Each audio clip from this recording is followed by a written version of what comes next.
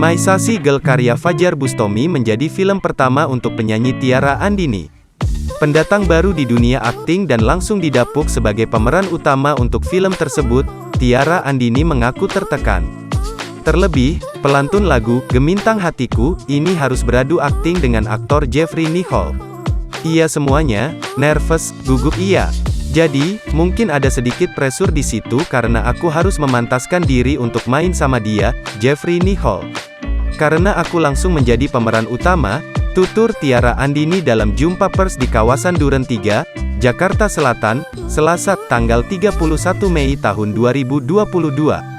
Oleh karena itu, Tiara Andini mengaku harus berlatih lebih keras untuk memberikan penampilan yang maksimal di debutnya ini.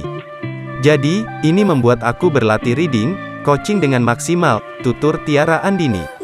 My Sassy Girl bercerita tentang Gian yang seharusnya pergi ke rumah tantenya untuk dijodohkan oleh mantan kekasih anaknya.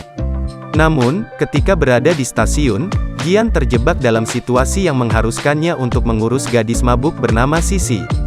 Gian membawa Sisi ke hotel sehingga terjadi kesalahpahaman antara mereka. Justru hal tersebutlah yang membawa keduanya menuju pertemuan selanjutnya. Pertemuan itu membentuk sebuah kebersamaan, di mana Gian menyadari tidak ingin menjauh dari Sisi, meski seringkali merundungnya. Sisi yang mempunyai sisi muram karena masa lalunya merasa menemukan kebahagiaan setiap kali bersama Gian. Sayangnya, Sisi selalu merasa tidak pantas berbahagia.